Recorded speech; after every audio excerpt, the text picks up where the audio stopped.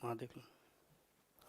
नमस्कार दोस्तों, निर्माण आईएएस की एनसीईआरटी सीरीज की श्रृंखला में स्वागत है आपका। आज आइए फटाफट जुड़ जाएं और कारवां शुरू करते हैं, बात को आगे बढ़ाते हैं। आज के जो भी टॉपिक हैं, आज हम 7वीं एनसीईआरटी को खत्म करेंगे। ठीक, 2-3 चैप्टर आज पढ़ने हैं बहुत मजे से। और डोनाल्ड ट्रंप आ गए। ठीक, संदीप साहू, नागिन तैयार रहो, आज जो नहीं आएगा उसको डसना है। ठीक, तो सारे लोग आ गए हैं तकरीबन। डोनाल्ड ट्रंप, कीर्ति, नारायण मिश्रा, जतिन, कविता, संदीप, नेकवमा द्विवेदी, पूनम, ठीक, नागिन बाबा, तरुणा वर्मा, भूपेश, नवीन, शिवांगी, खुशबू, कमलेश पाल, एग्जाम रस का दीवाना शोरब अली, नारायण मिश्रा, चल भाई, सुधा गुर्जर, पूजा राय, नेहा द्विवेदी। अच्छा, नेहा पूछ रही है सर लेट क्यों हूँ? अरे मैं ऐसे ही लेट हो जाता हूँ, लेट हूँ नहीं, लेट हो जाता हूँ। ठीक ना नेहा? ठीक, किरण पंचल, रीमा कुमारी, खुशबू, अच्छा शारो बानो, अच्छा सारो बानो गुस्सा आ गई है, सर लेट हो गए हो। ठीक, आप जाम में मैं फंस गया था, तुम लोग गुस्सा मत हो। ठीक, नागिन छोड़ दूंगा, समझ गए? कमेंट में कल बोल रही थी एनडी सलमान कि हमारा नाम नहीं ले तो हम गुस्सा है। तो चलो भाई, हम सबका नाम नहीं ले रहे हैं बीच बीच में। ठीक, अंकित कश्यप। तो दोस्तों, ठीक, हाँ ये पूछ रहे पूनम रिप्लाई क्यों नहीं करती हो? तो आपस में रिप्लाई भी किया करो, बातचीत भी किया करो।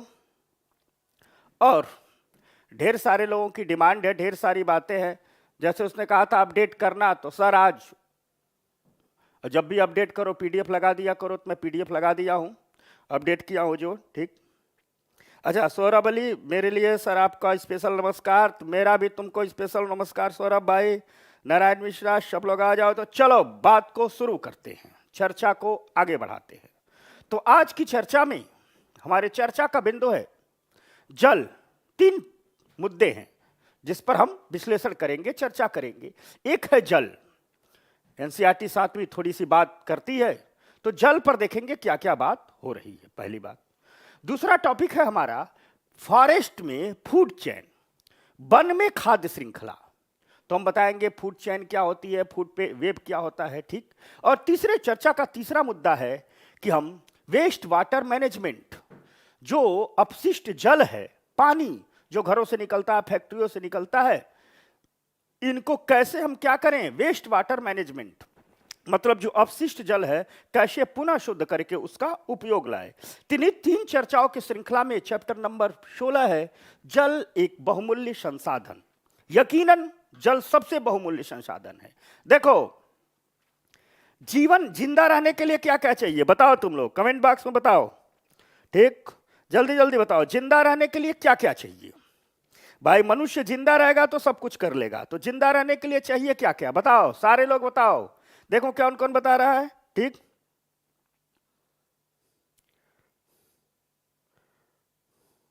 अच्छा अच्छा, चल नारायण भाई तू अपना पूछो करो, मैं बता दूंगा। जो भी डाउट है पूछा करो, मैं बता दूंगा। ठीक ना, समझ गए? तो बताओ तुम लोग, जिंदा रहने के लिए क्या चीजें चाहिए? अरे भाई मनुष्य जिंदा रहेगा तो सब कुछ कर लेगा, तो जिंदा रहने के लिए 3 चीजें चाहिए।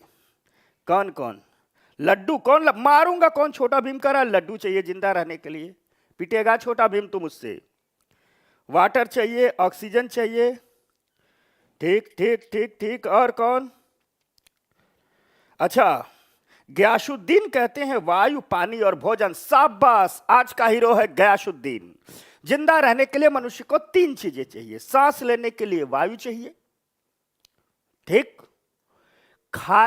पीने के लिए पानी चाहिए, और खाने के लिए भोजन चाहिए। अगर हम करोड़ों वर्षों का मानव जाति का इतिहास देखें तो अभी सभ्य हुए, जिसे तथाकथित हम सभ्यता कहते हैं, अभी सभ्य हुए हुआ ही कितना दिन? क्लियर नहीं दिख रहा है, कुछ करो। ठीक, अभी सभ्य हुए हुआ कितना दिन? 4-5 हजार साल की तो बात है। इसके पहले क्या थे? जंगल में घूमते रहते थे, जो भी मिला शिकार कर लिए, ठीक, भोजन हो गया, नदी से पानी पी लिए, वायु से सांस ले लिए। तो जिंदा रहने के लिए सिर्फ 3 चीजें चाहिए। सांस लेने के लिए शुद्ध वायु हो, पीने के लिए शुद्ध पानी हो। लोग कहते हैं पेट्रोल बहुत जरूरी चीज है। अच्छा, मान लो कोई, चलो छोटा भीम है, इसे लड्डू चाहिए। छोटा भीम को चलो लड्डू के एकदम पहाड़ पर बिठा दो और कह दो पीने का पानी नहीं देंगे, तू अब लड्डू खा के काम चला, चल जाएगा? नहीं चलेगा। कोई व्यक्ति कह दो चल भाई तुझे सऊदी अरब का 4 तेल का कुआं दे देंगे, लेकिन उसके बाद कुछ नहीं देंगे, तो 2 घंटे बाद कहेगा पानी दो। समझ में आ गई बात? तो अंकित कश्यप, नागिन, मौर्या, शाक्या, पूनम, गरिमा, सोनी, ठीक, फंटेसी, अरविंद सिंह, पानी, चल। तो 3 चीजें चाहिए दोस्तों। तो जिंदा रहने के लिए चाहिए हवा, पानी, भोजन, और आगे बढ़ने के लिए चाहिए नियत। आगे बढ़ने के लिए क्या क्या चाहिए बता तू लोग? तरक्की करने के लिए, आगे बढ़ने के लिए क्या क्या चाहिए बताओ भाई लोग, ठीक? अच्छा, कौशलेंद्र कह रहा सर मेरी बात का भी रिप्लाई भेदे। बोल बोल कौशलेंद्र, ठीक। तो आगे बढ़ने के लिए क्या क्या चाहिए? नियत। कहानी सुनोगे? देखो तुम लोगों को एक कहानी सुनाता हूं। राम जी जब गए थे अपनी वानर सेना लेकर के लंका पर चढ़ाई करने के लिए, समझ में आ गई, तो दक्षिण तक पहुंच गए, लेकिन सामने जब विशाल समुद्र देखे तो राम हतोत्साहित हो गए। सुनना, धैर्य से सुनना, गंभीरता से। राम हतोत्साहित हो गए, दिन भर समुद्र को निहारते रहे, और जब दिन भर समुद्र को निहारते रहे तो लक्ष्मण ने सोचा कि लगता है कुछ परेशान हो गए, डिस्टर्ब हो गए। तो लक्ष्मण जाकर के राम से कहता है, वाल्मीकि जी ने इसको जिक्र किया, तुलसी ने बहुत खूबसूरत लिखा है इसको, कि भैया अब क्या? तो राम कहते हैं मैं समुद्र से रास्ता मांगूंगा।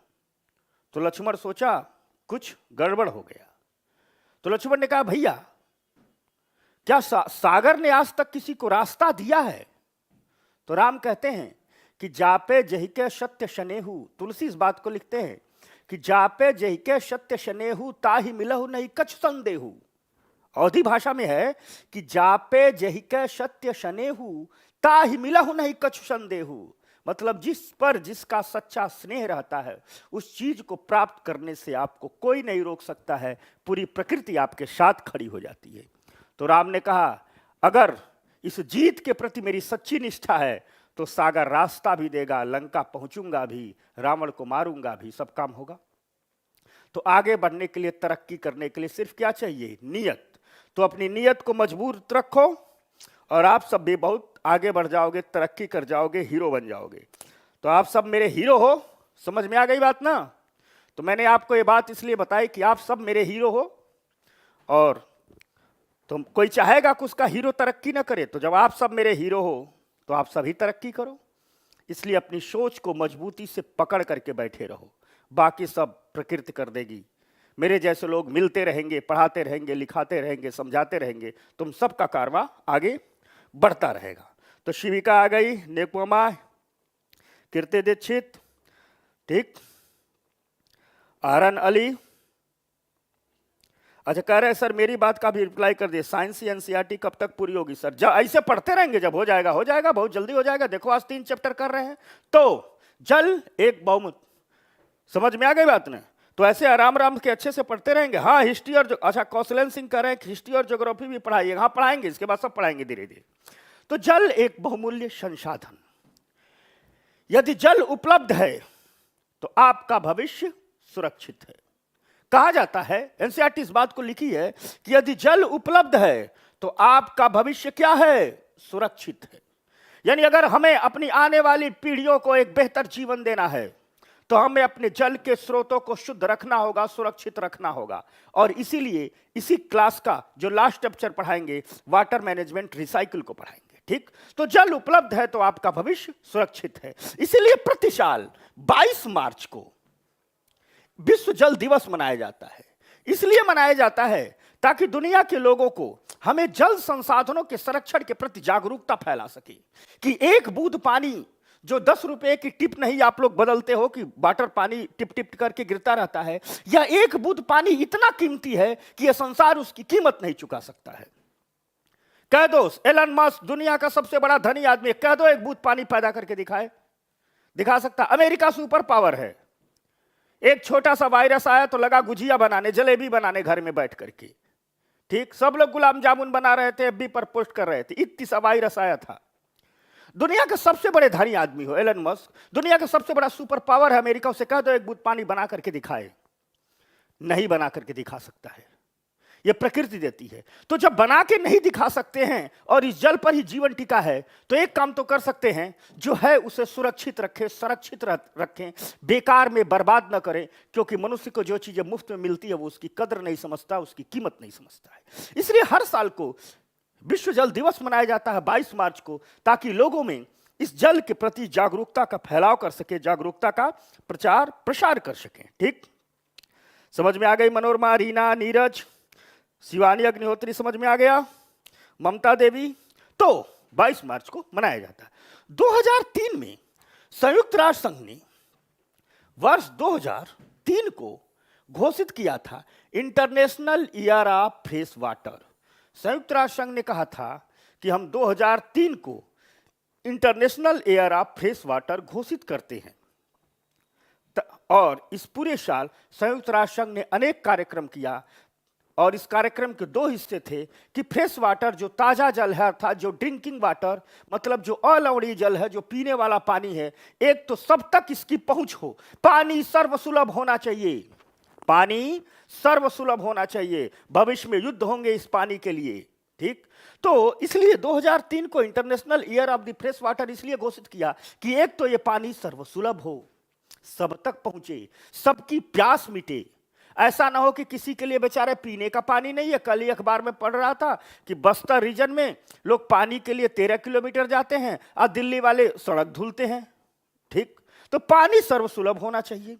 और दूसरी चीज, जो पानी है उसका समुचित उपयोग होना चाहिए ताकि भविष्य की पीढ़ियों के लिए सुरक्षित रहे। इसलिए 2003 को international year of fresh water United nation ने घोषित किया था और कहा था हम पानी के बचाव के प्रति, पानी की सर्वसुलभता के प्रति लोगों को जागरूकता फैलाएंगे। यदि पृथ्वी का एक देखा जाए तो टोटल पृथ्वी का 71% भाग जल से ढका है, और यह जल है महासागरों में, तालाबों में, ध्रुवों पर बर्फ के रूप में, भौम जल के रूप में, ठीक, ग्राउंड वाटर के रूप में, नदी के रूप में और जलवाष्प के रूप में, इतने रूप में है। आज की जो कहानी हमारी फोकस है ग्राउंड वाटर पर, भौम जल पर। तो आगे चलिए हम ग्राउंड वाटर, भौम जल की बात करते हैं। क्या है? देखो, अगर हम ग्राउंड वाटर की बात करें तो ऐसे होता है। अगर देखा जाए, समझाता हूं, देखो, मान लो ये पेड़ है, समझाया था ना कि पेड़ पानी को क्या करता है? वाष्पोत्सर्जन करता है, वाष्पोत्सर्जन करता है, और इस पत्तियों से पानी वाष्प के रूप में कहां जाता है? ठीक, वातावरण में। समझ में आ गई बात? आज क्लियर दिख क्यों नहीं रहा है? आज क्लियर लिख रहे हैं तो स्क्रीन पर दिख नहीं रहा है चीजें, थोड़ा देखो तो भाई। ठीक, एक सेकंड रुकना, कुछ क्लियरिटी में समस्या आ रही है। देखो भाई लोग, क्लियर स्क्रीन पर नहीं आ रहा है, किसी को बुलाओ। तो अगर इस पानी की कहानी को थोड़ा हम देखें तो वर्षा हो रही है, पानी धरती पर आ रहा है। ठीक, देखो कैसा दिख रहा है, क्लियर नहीं हो रहा है, उसको ठीक करो। यहां पर बहुत क्लियर हो रहा है, और वहां देखो।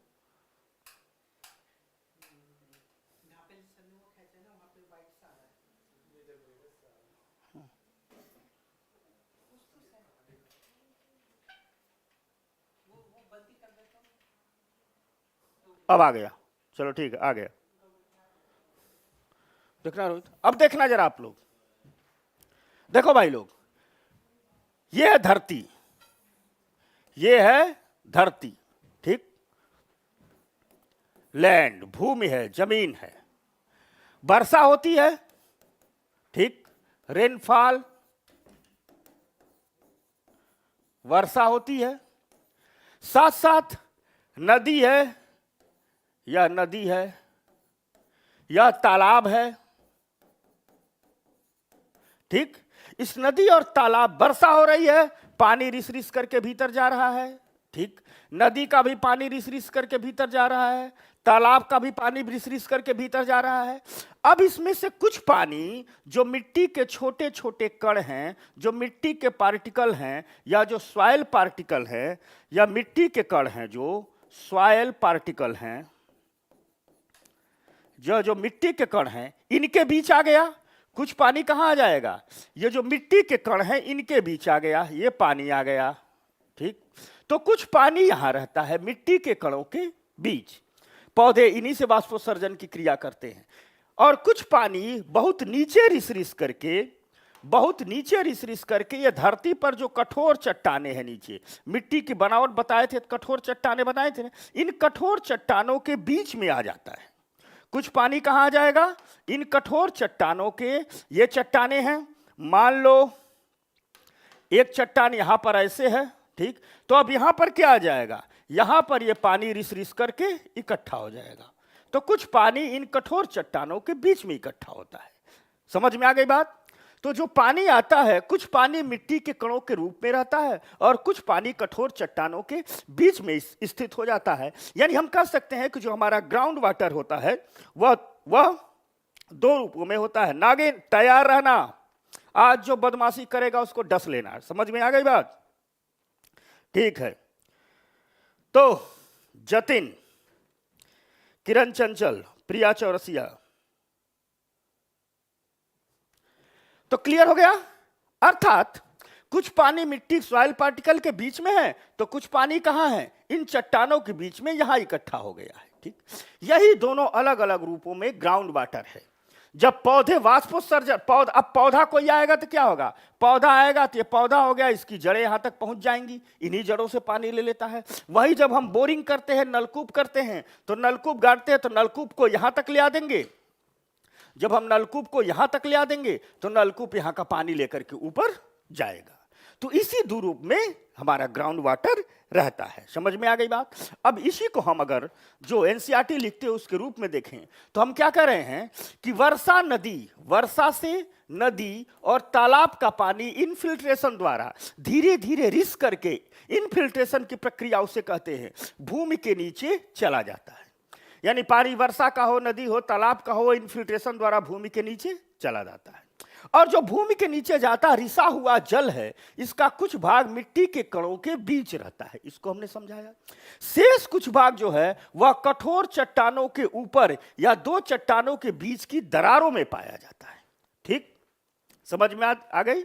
जो कठोर चट्टानों के बीच की दरारों में पाया जाता है, इसी को हम भौम जल या जल भर या एक्विफायर कहते हैं। तो ये रही कहानी ग्राउंड वाटर की। कौन गुस्सा गया भाई? पूनम सिंह। अच्छा पूनम तू आ गई, तुझको नहीं डसवाऊंगा, ठीक ना? ठीक, हाँ। अभिलाषा पूछ रही है सर नागिन क्यों पाले हैं? मेरी पेट नागिन है, जो क्लास में बदमाशी करेगा, रेगुलर नहीं आएगा, उस पर नागिन जाएगी, डसेगी उसे। ठीक, समझ में आ गई बात? क्लियर हो गया? तो चल भाई लोग, तो भौम जल का कॉन्सेप्ट समझ गए? तो ये रही भौम जल की कहानी। अब ये भौम जल जरूरी क्यों है? यह भौम जल जरूरी है पीने के पानी के लिए, यह भौम जल जरूरी है मिट्टी की नमी के लिए। ठीक, अब इस भौम जल की हम थोड़ी विशेषता जान लें। तो यहां तक समझ गए भौम जल क्या है? मैं आगे बढ़ जाऊं। अब बात ये उठती है कि यह भौम जल जरूरी क्यों है? तो जरूरी इसलिए है कि यह मिट्टी है, यह धरती का ऊपरी लेयर है, ठीक, जिस पर हम खेती करते हैं, रहते हैं, बसते हैं। और इसके नीचे जो है, इसके अगर नीचे की हम बात करें तो यहां पर सॉइल पार्टिकल हैं, ठीक, और साथ साथ अगर हम यहां पर देखें तो चट्टानों के बीच में यहां पानी है। तो ये पानी क्या होता है? रिश्ता है, कैपिलरी रिएक्शन हम बताएंगे आपको, कैपिलरी रिएक्शन। ठीक, कैपिलरी रिएक्शन द्वारा रिस रिस करके ऊपरी सतह पर आता है, और जब ऊपरी सतह पर आता है तो मिट्टी में नमी बनती है, और नमी रहती है। इसी नमी से जो मिट्टी में होता है क्या, इसी नमी को लेकर के बीज अंकुरित होते हैं। बीज क्या होंगे? अंकुरित होंगे। बीज अंकुरित होंगे, और जब बीज अंकुरित होंगे पौधे होंगे। साथ साथ हम पीने नलकूप डालते हैं, पंप डालते हैं ना, पंप, इसी पंप से, इस नलकूप से हम पंप पानी निकाल करके ड्रिंकिंग वाटर में इस्तेमाल करते हैं। यानी मिट्टी की नमी के लिए, पीने के पानी के लिए, खेतों की सिंचाई के लिए हम इस ग्राउंड वाटर पर निर्भर रहते हैं, तो ये इसका उपयोग होता है। इसी बात को अगर हम देखें तो कुछ ऐसे है, तो भौम जल यहां से बनता है और ये इसका उपयोग है। अब आगे बढ़ते हैं। जब हम आगे बढ़ते हैं तो हम देखते हैं कि हम सीधे आ जाते हैं। भौम जल का अपक्षय हो गया है, इसे हमें बचाना होगा। और भौम जल का अपक्षय जो हुआ है, जनसंख्या वृद्धि तेजी से, जब तेजी से जनसंख्या वृद्धि होगी तो हमें क्या चाहिए? पीने का पानी चाहिए। तो ज्यादा जनसंख्या तो ज्यादा लोगों को पीने का पानी, यानी हम क्या कर रहे हैं? जरूरत से ज्यादा तब इस्तेमाल करेंगे। औद्योगिकरण, उद्योगों में पानी लगता है।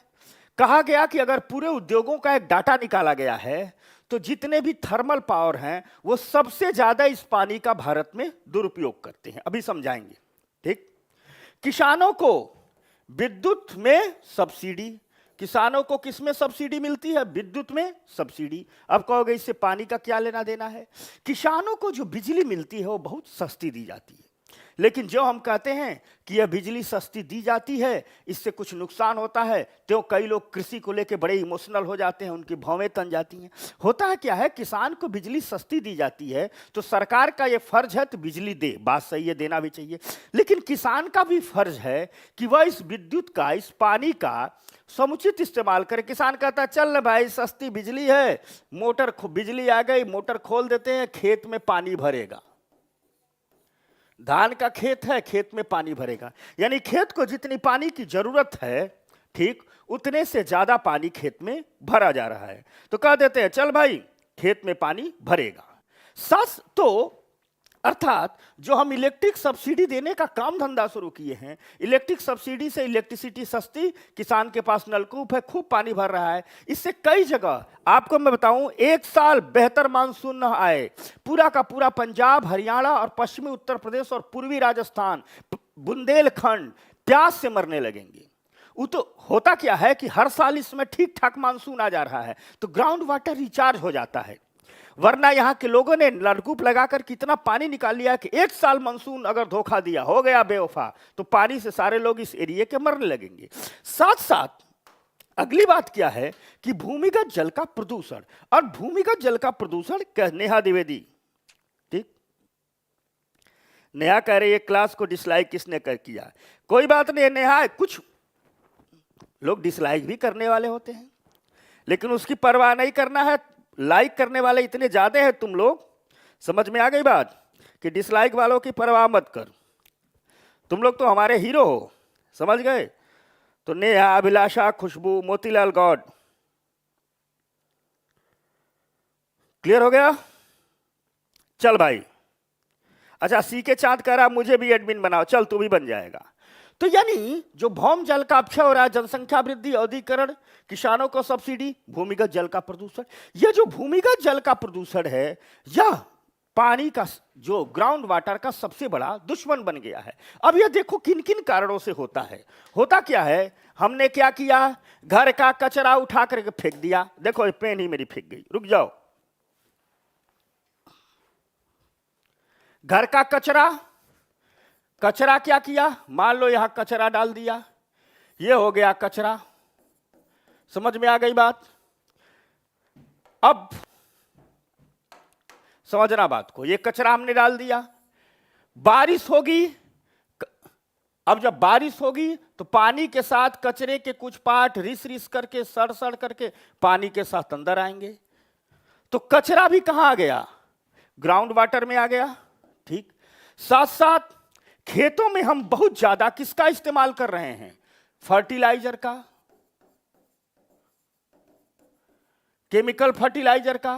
केमिकल फर्टिलाइजर क्या करता है, खेत में डाल दिए, अब यहां पौधा है, हमने तो केमिकल फर्टिलाइजर ज्यादा डाल दिया, लेकिन पौधा उतना ही तो इस्तेमाल करेगा जितनी जरूरत है, तो शेष बचा केमिकल फर्टिलाइजर रिस रिस करके कहां आ जाता है, पानी में आ जाता है। तो ये दो चीजें जो है, हमारा कचरा, कहीं भी कचरा फेंक देते हैं, बरसात में सड़ता रहता है, और साथ साथ खेतों में जो हम केमिकल फर्टिलाइजर, अब इस कचरे में सब प्रकार का कचरा आ गया। आप पॉलीथीन फेंक देते हो छोटा छोटा टुकड़ों में, 10-20 साल में टूट टूट करके ग्राउंड वाटर में चला जाता है। डाइफिनाइल, ठीक, डिफ्लॉन नाम का एक केमिकल उससे निकलता है, वो पीते हैं, उससे महिलाओं को ब्रेस्ट कैंसर होता है। समझ में आ गई बात ना? तो ये फर्टिलाइजर डाल दिए, ये दोनों रिस रिस करके अंदर जा रहे हैं और ग्राउंड वाटर को दूषित कर रहे हैं। अब क्या होगा, हमने बताया कि जनसंख्या वृद्धि से ज्यादा होता, तो ज्यादा जनसंख्या तो ज्यादा कचरा, ज्यादा प्रदूषण, ज्यादा जनसंख्या तो ज्यादा अनाज चाहिए, तो ज्यादा फर्टिलाइजर यूज होगा तो ज्यादा पॉल्यूशन होगा। इंडस्ट्री में क्या होता है कि अब थर्मल पावर में जितने भी तापीय संयंत्र हैं, कोयले से जहां बॉयलर चलते हैं, वहां क्या होता है, वहां ये बॉयलर है, समझना बात को, यहां बॉयलर है, ये कोयले की भट्ठी है, इसको मिटाता हूं,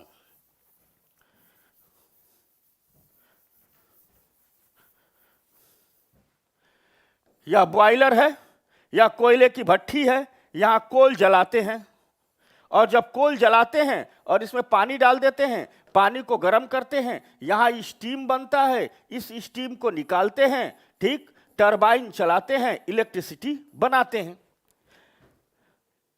इस गर्म पानी को ही, पानी बहुत गर्म हुआ है, जब कम हो जाता है तो इस गर्म पानी को सीधे कहां छोड़ देते हैं, नदियों में छोड़ देते हैं, तालाबों में छोड़ देते हैं, मिट्टी में छोड़ देते हैं, मिट्टी का सारा ह्यूमस मार देता है।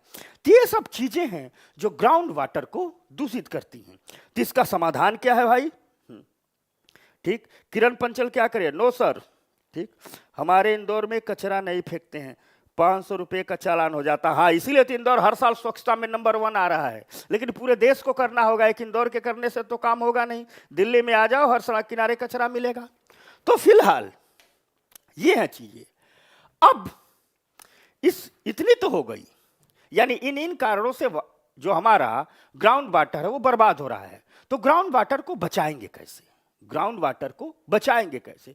तो ग्राउंड वाटर को बचाने के लिए जो पहला काम किया जा रहा है वो वर्षा जल संग्रहण पर काम किया जा रहा है। ठीक, वर्षा जल संग्रहण के लिए हमने, याद करो, 6ठी के क्लास में बताया था कि जो शहर हैं, शहरों में तो कंक्रीट के जंगल बना दिए, घर ही घर है, तो कहा गया कि जो शहर हैं, जो स्मार्ट सिटी बनाई जा रही है, उनके प्रत्येक घर के छत पर ऐसे संरचना बना दी जा रही है, वर्षा आएगी, पानी इकट्ठा होगा, अब बगल से ही, ठीक, बगल से ही यहां से एक पाइप निकालकर किसी धरातल के अंदर पाइप गाड़ देंगे, पानी नीचे चला जाए।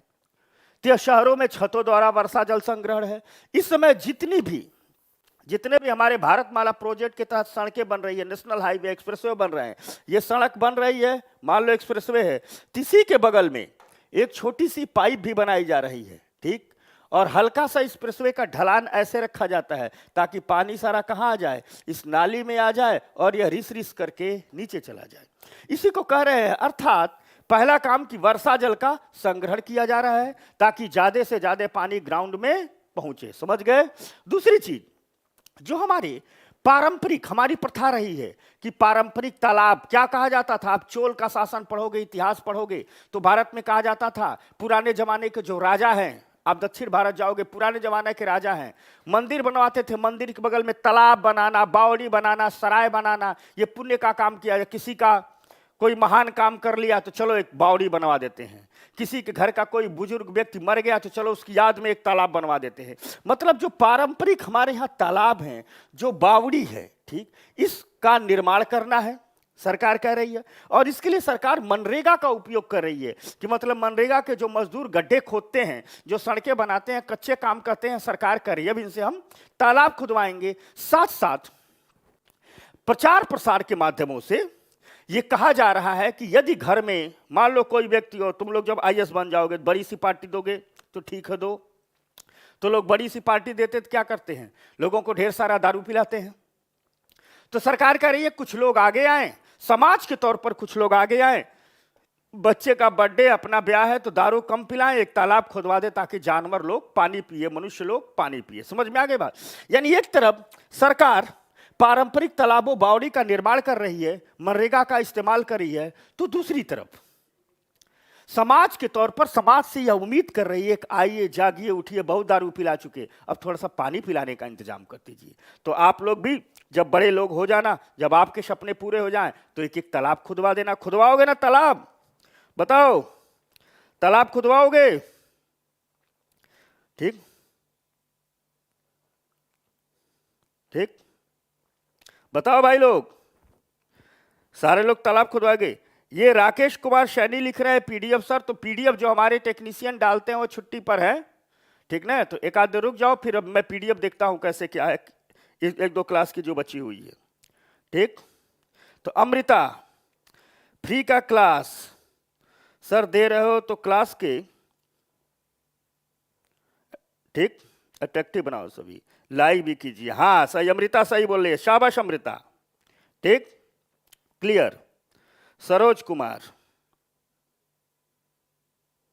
ठीक। तो चलो भाई लोग, तो जब आप लोग के अपने सपने पूरे हो जाए तो एक एक तालाब खुदवा देना, समझ गए आ गई बात? या 5-5 पेड़ लगा देना। ठीक, तो इन पारंपरिक तालाबों का निर्माण करना है, साथ साथ ड्रिप इरिगेशन। प्रधानमंत्री कृषि सिंचाई योजना, प्रधानमंत्री कृषि सिंचाई योजना में क्या कर रही है सरकार? Drip irrigation. हमने कहा कि जो बड़ी समस्या है कि खेती में ज्यादा पानी का उपयोग, तो इसके लिए अभी सरकार क्या कर रही है? Drip irrigation. ड्रिप इरिगेशन में क्या किया जाता है कि देखो, ऐसे ये खेत है, समझना, खेत में जो भी फसल बोई जाती है रो में, नालियों में बोई जाती है, ऐसे बोई जाती है। ठीक, ये बड़ी शानदार इरिगेशन है, इसी को अन्य अन्य राज्यों में अलग अलग नाम से जानते हैं। दूसरी चीज क्या जाता है कि ऐसे इस नाली में क्या लगाए हैं? पौधे लगाए हैं। तो यहां से अब एक मेन पाइपलाइन लाएंगे पानी की, ये पानी की पाइपलाइन है वाटर की, और यहां लगा दिए हैं, इन नालियों में लगा दिए हैं पौधे, इनमें पौधे लगा दिए, इनमें पौधे लगा दिए। इसका सब मशीनरी आती है, आपको बहुत मेहनत नहीं करना, आराम से लग जाता है। ठीक, अब यहां से क्या करते हैं कि जो हम पानी ला रहे हैं, पानी को बड़े टैंक से, मोटर से टैंक में लाए, यहां से इस पाइपलाइन से सप्लाई कर रहे हैं। अब यहां से एक एक पाइप, यहां से ये निकली होती है एक पाइप, यहां से एक निकली होती है एक पाइप, और इस पाइप की विशेषता क्या होती है? इस पाइप के पोर यहां खुले होते हैं, इस पाइप के पोर यहां खुले होते हैं, इस पाइप के पोर यहां खुले होते हैं, इस पाइप के पोर यहां खुले होते हैं। इससे फायदा ये होता है कि हमने पानी चला दिया, पंप चलाए, 10 मिनट में टंकी भरी, पानी आया तो सारे पौधों की जड़ों में 10-10 मिनट पानी चला गया। पौधों को भी रोज 10 मिनट चलाओ, पानी मिल जा रहा है। इसी को कहा गया है drip irrigation. Drip irrigation, drip सिंचाई। साथ साथ जो ढलान वाले खेत हैं उनके लिए क्या किया गया है? आप देखते होंगे कि ये खेत है ढलान वाले पहाड़ी पर, तो यहाँ स्प्रिंकल लगा देते हैं। यहाँ पर ऐसे ये खेत है तो ऐसे लाएंगे और यहाँ पर एक फुहारा टाइप का बना देंगे, और जब चलाएंगे तो इस फुहारे टाइप से क्या निकलेगा? इस फुहारे टाइप से चारों तरफ पानी के फुहारे निकलेंगे, पहाड़ों पर, ढलानों पर, इस प्रकार तो चारों तरफ पानी फैल जाएगा। इसी को कहते हैं ड्रिप इरिगेशन। और भारत में इस ड्रिप इरिगेशन को आगे बढ़ाने के लिए 2015 से ही एक योजना पर काम चल रहा है, प्रधानमंत्री कृषि सिंचाई योजना। ठीक, इसी को कई राज्यों में टपक सिंचाई कहा जाता है। भारत ने इजराइल से समझौता किया है। इजराइल को इस बारे में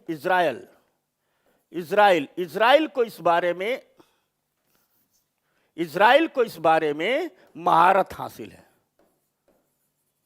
इजराइल को इस बारे में महारत हासिल है, तो इजराइल यह तकनीकी दे भी रहा है ताकि भारत सरकार इसको आगे बढ़ाए। समझ में आ गई बात? तो वही बात है कि हमें कहां जाना है? ड्रिप इरिगेशन पर आगे जाना है, ड्रिप सिंचाई पर।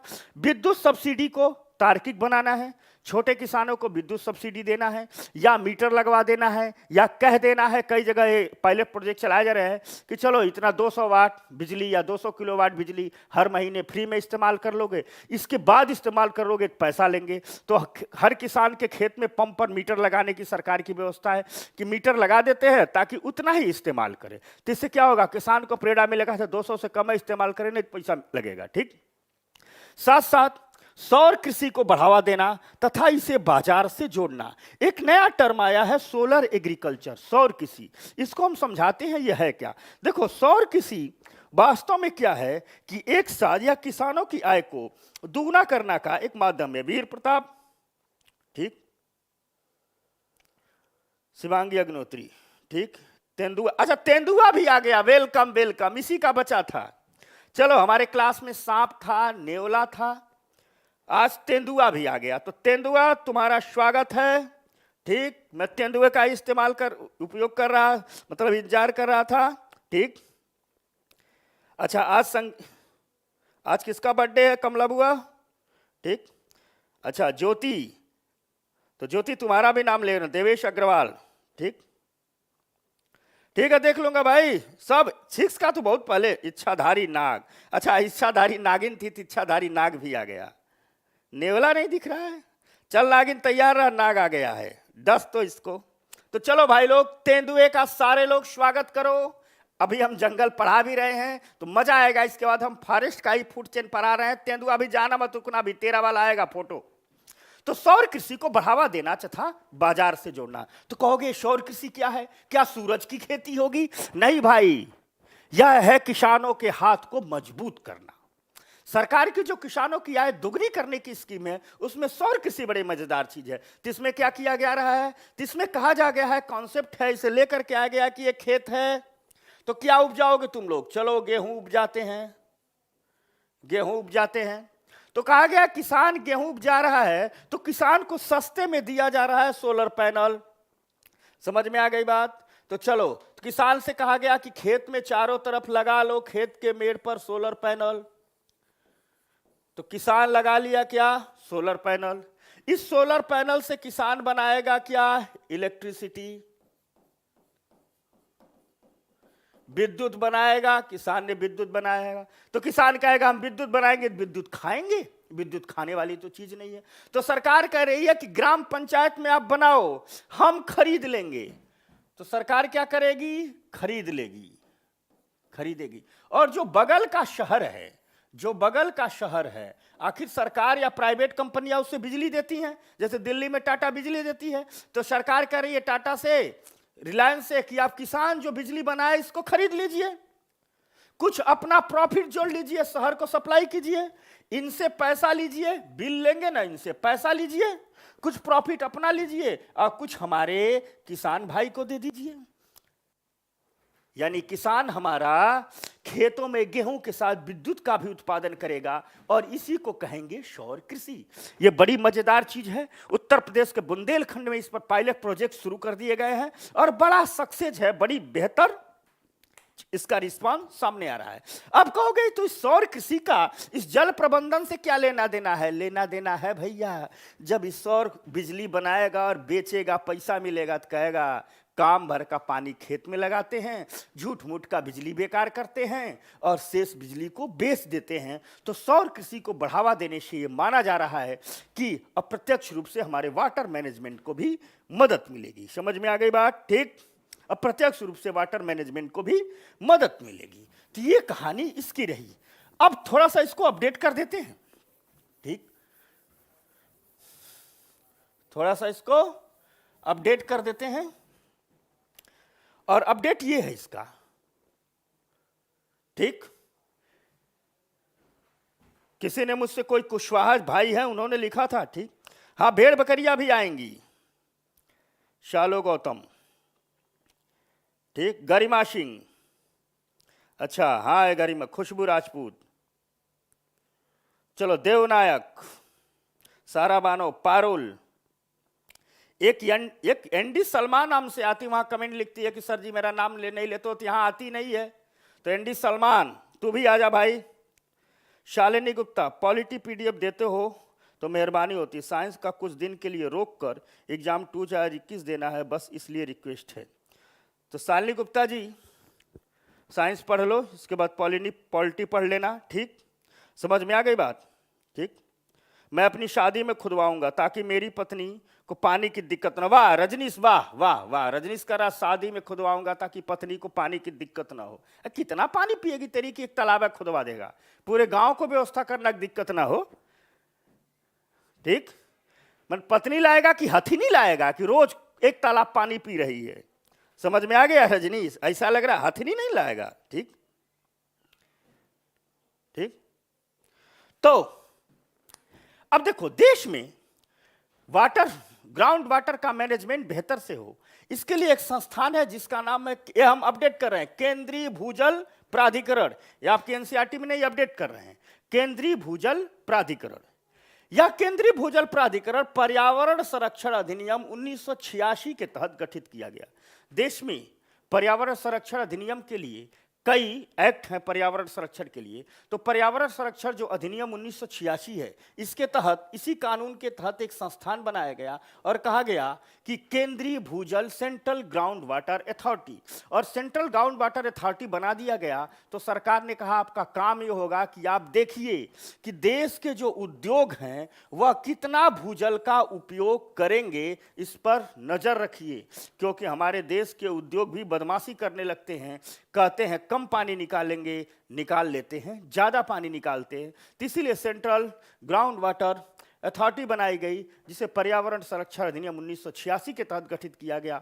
और इसी संस्थान का काम है कि देश के उद्योग कितना ग्राउंड वाटर यूज करते हैं, इस पर नजर रखना, नियंत्रण रखना। समझ में आ गई बात? अगली बात, अगली चीज, भारत सरकार, ये भी अपडेट है, एनसीईआरटी में नहीं है। अगली चीज, भारत सरकार ने शुरू किया है जल क्रांति अभियान। ठीक, जल क्रांति अभियान शुरू किया है इंडियन गवर्नमेंट ने। ठीक, अब खुश ना, एक कुशवाहा है, रोज मुझसे शिकायत करता था कि जो अपडेट करते हैं सर आप बिना रिटर्न में करते हैं, अब रिटर्न में ही दे दिया कीजिए, तो मैं उसे अपने पीडीएफ में ही लगा देता हूं। ठीक, तो कुशवाहा जी, छोटा भीम जी, खुश हो गए ना?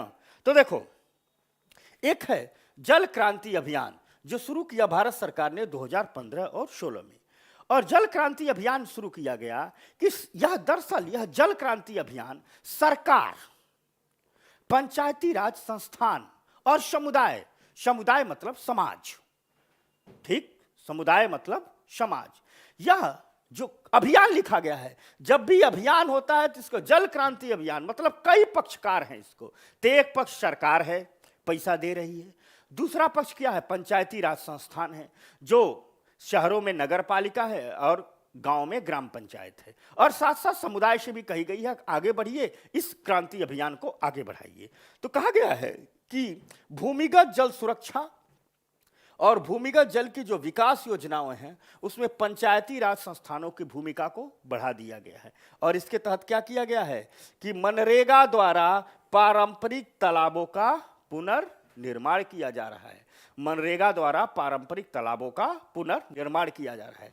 साथ साथ कहोगे इसमें समुदाय की भूमिका क्या है, तो समुदाय से कहा गया है कि सरकार कह रही है कि अगर आपके पास कोई जमीन है और चाहते हैं कि उसमें तालाब खुदे, तो आप सिर्फ अपनी जमीन पर तालाब खुदवा दीजिए। खुदवाने की सारी जिम्मेदारी किसकी है? पंचायती राज संस्थानों की। हम मनरेगा मजदूर दे देंगे, खुदवा देंगे। समझ में आ गई बात?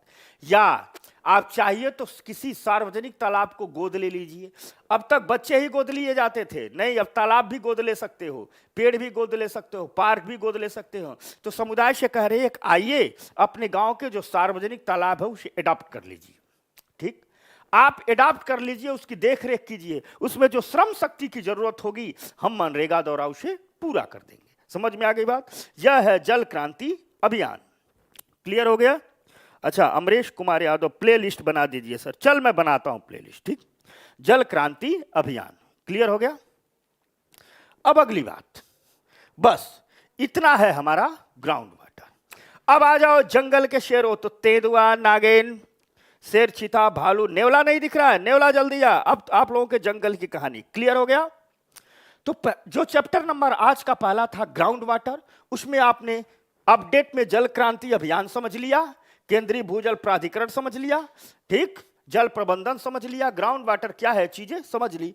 अब चैप्टर अगले पर चलते हैं, आज हम खत्म करेंगे बहुत जल्दी चैप्टर नंबर 17। दो चैप्टर है, चैप्टर नंबर 17 और चैप्टर नंबर 18। और चैप्टर नंबर 17 को कहा गया है कि वन हमारी जीवन रेखा, हमारी लाइफ लाइन क्या है? फॉरेस्ट है। तो आज इस चैप्टर में हम वन के बारे में समझेंगे कि कैसे वन हमारी लाइफ लाइन है, कैसे वन हमारी, पीके सर कौन आ गया भैया? ठीक, महेश गहलोत, मोहित लाल जी सर। ठीक, तो आज हम समझेंगे कि वन हमारी लाइफ लाइन कैसे है। देखो कैसे है वन हमारी लाइफ लाइन। ये वन है, समझना, देखो यह वन है, कैसे लाइफ लाइन है। देखो भाई, यही वन कार्बन डाइऑक्साइड को क्या ले रहा है, अवशोषित कर रहा है, और बदले में क्या दे रहा है, ऑक्सीजन दे रहा है। तो सांस लेने के लिए क्या चाहिए, ऑक्सीजन चाहिए। हमने क्या कहा कि 3 चीजें चाहिए जिंदा रहने के लिए। एक चाहिए एयर, मतलब ऑक्सीजन, तो कौन दे रहा है, वन दे रहा है। दूसरी चीज चाहिए पानी। यही वन की पत्तियां वाष्पोत्सर्जन कर रही हैं, जलवाष्प ऊपर जा रहा है, और यही जलवाष्प पुनः रेनफॉल के रूप में वर्षा होकर के नीचे आ रहा है, ग्राउंड वाटर को मजबूत कर रहा है। यहां देखो जल, ठीक, यहां क्या लिखा है, जल। तो दूसरी चीज, जल को देने में भी किसकी भूमिका है, वनों की। और तीसरी चीज भोजन। तो याद रखना, अगर हम आज इकोलॉजी एनवायरनमेंट की भाषा में कहें तो भोजन कौन बनाता है, पौधे। वो प्राथमिक उत्पादक होते हैं। यानी भोजन भी कहां से बनता है, वन से बनता है। देखो छोटी छोटी बच्चियां फल तोड़ने गई हुई हैं, भोजन के लिए गई हुई हैं, ठीक। साथ साथ कुछ भी खाओगे मिट्टी में उगेगा, मिट्टी से बने हैं मिट्टी में मिल जाएंगे। मिट्टी वाले चैप्टर में पढ़ाया था ना। तो ये जो मिट्टी है, मिट्टी का निर्माण कब होगा, एक तरफ से चट्टानें छूटेंगे, पिछला मिट्टी का निर्माण याद करो, दूसरी तरफ से बैक्टीरिया आएंगे, ह्यूमस निर्माण करेंगे। तो यहां लिखा गया है अपघटक, अभी बताते हैं। तो यह वन की जो पत्तियां होंगी, ठीक, समझ में आ गई बात, पत्तियां नीचे गिरेंगी और यह सड़ेंगी, मिट्टी में ह्यूमस का निपजार करेंगे, मिट्टी उपजाऊ होगी। समझ में आ गई बात। और उपजाऊ मिट्टी से भोजन आगे बढ़ेगा। अब अगर हम जिंदा रहने के अलावा हम कहें कि चलो थोड़ा सभ्य मानव बना दें, नंगे नहीं घूमेगा, कपड़ा भी पहनना है, तो घर बनाने की लकड़ियां कहां से आएंगी, वन। कपड़ा पहनने के लिए पहले क्या पहनता था, पेड़ों की छाल इत्यादि पहनता। वस्त्र भी कहां से आते हैं, कपास से आते हैं, पौधे से ही आते हैं। यानी पूरा का पूरा जीवन के लिए जितनी जरूरतें हैं दे कौन रहा है, वन। इसीलिए वन को कहा गया कि हमारी लाइफ लाइन है, हमारी जीवन रेखा है। तो आइए इस वन में, अच्छा इस वन में बंदर कहीं है, दिखाओ तो। इस चित्र में भी एक बंदर है, तुम लोगों को दिख रहा है। अपनी क्लास में कोई मंकी नहीं है, तेंदुआ तो आ गया है, नेवला है, तेंदुआ, मंकी है कोई, ठीक, क्लियर। अच्छा, लेट, चंचल मिश्रा, योगिता शर्मा, ठीक। अब आ जाओ, तो अगली बात करते हैं। एक शब्द होता है फूड चेन, खाद्य श्रृंखला। खाद्य श्रृंखला आपके एनसीईआरटी में खाद्य, फूड चेन और फूड जाल को समझाया गया। देखो खाद्य श्रृंखला का मतलब होता है प्रत्येक जीव, किसी न किसी जीव का भोजन होता है और यह चेन होता है, ठीक। अर्थात जैसे मान लो ये घास है, ठीक, घास को कौन खा रहा है, कीट खा रहा है। घास क्या है, घास भी तो जीव है। हम लोग जब जीव कहते हैं, एनिमल मतलब जब जीव कहते हैं मतलब जहां जीवन है, एनिमल मतलब जंतु होता है। जब जीव कहते हैं जीवन है, तो घास भी जीव है, वहां भी जीवन है। तो कहा जाता है खाद्य श्रृंखला में प्रत्येक जीव किसी अन्य जीव का भोजन बन जाता है। एक दूसरे को खाने वाले जीवों का यह क्रम ही फूड चेन कहलाता है, खाद्य श्रृंखला कहलाता है। कैसे देखो, कैसे देखो, दिखाता हूं, उदाहरण से समझाता हूं। जैसे मान लो आप लोग, यह घास है, घास को कौन खाता है, कीट। कीट को कौन खाता है, मेढक। मेढक को कौन खाता है, सर्प। सर्प को कौन खाता है, गरुड़। समझना, देख, आ जाओ। यह घास है, मान लो घास को छोटे छोटे कीट खा लेंगे। कीट को कौन खा लेगा, मेढक। मेढक को कौन खाता है, सांप।